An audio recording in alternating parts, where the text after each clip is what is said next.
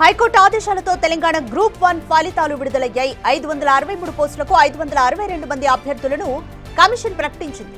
హైకోర్టులో కేసు కారణంగా ఒక పోస్టు ఫలితం పెండింగ్ లో ఉంది.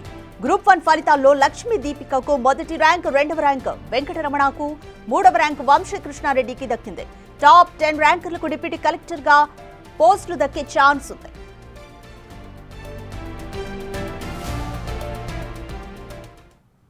సెలెక్ట్ లిస్ట్ ఇస్తున్నాము.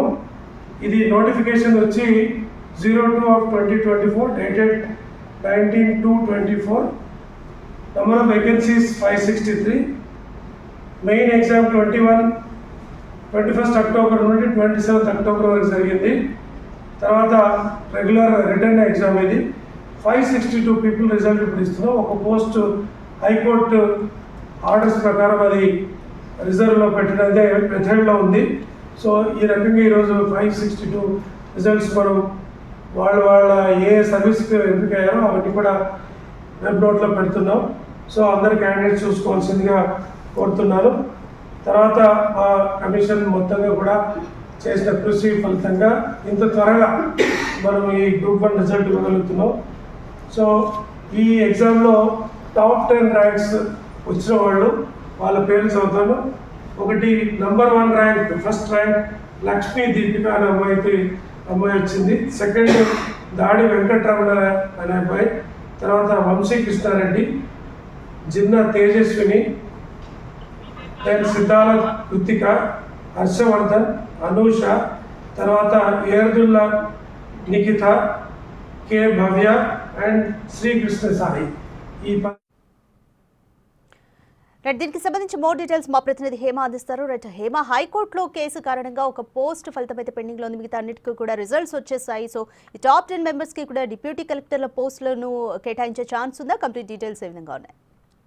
మొత్తానికి తెలంగాణ రాష్ట్రం ఏర్పడిన తర్వాత గ్రూప్ 1 పోస్టుల నియామాలకు సంబంధించి మొదటిసారిగా మొత్తానికైతే గ్రూప్ 1 పోస్టులు భర్తీ అయ్యాయి. మొత్తం 563 పోస్టులకు నోటిఫికేషన్ విడుదల చేశారు.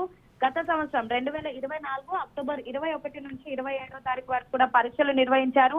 అనంతరం పరీక్షలకు సంబంధించినటువంటి ఏదైతే ప్రాసెస్ ఉంటుందో మొత్తం కూడా కంప్లీట్ అయిపోయింది. అటు మొన్న ఏప్రిల్లో సర్టిఫికేట్ వెరిఫికేషన్ కానివ్వండి, అనంతరం ఎగ్జామినేషన్ అన్ని ప్రక్రియలు పూర్తయ్యాయి. చివరి దశ ఏదైతే మెరిట్ లిస్ట్ అనౌన్స్ చేయాల్సినటువంటి సమయంలో కొంతమంది అభ్యర్థులు కోర్టుని ఆశ్రయించడం, దానిపైన కోర్టు సుదీర్ఘంగా విచారించిన తర్వాత సింగిల్ బెంచ్ ఇచ్చినటువంటి తీర్పుని నిన్న డివిజన్ బెంచ్ సస్పెండ్ చేస్తూ కూడా ఆర్డర్స్ పాస్ చేసింది. సో ఈ నేపథ్యంలో వెంటనే టీజీపీఎస్సీ అలర్ట్ అయ్యి మొత్తం ఎవరైతే 562 మంది గ్రూప్ 1 సర్వీసులకు సంబంధించినటువంటి పోస్టులకు ఎంపికయ్యారో అభ్యర్థుల జాబితాను నిన్న అర్ధరాత్రి టీజీపీఎస్సీ ప్రకటించింది. అయితే మొత్తం 563 పోస్టులు అయితే ఒకటి లీగల్ ఇష్యూస్ వల్ల ఒక పోస్ట్ ని ఆపారు. ఇంకా 562 పోస్టులకు సంబంధించినటువంటి మెరిట్ లిస్ట్ అయితే నిన్న అర్ధరాత్రి అనౌన్స్ చేసినటువంటి పరిస్థితి. ఇక తెలంగాణ రాష్ట్రంలో ఎన్నో ఏళ్ల నుంచి ఎంతో మంది నిరుద్యోగ యువత ఎదురు చూస్తున్నటువంటి తరుణం వచ్చిందనే చెప్పుకోవచ్చు.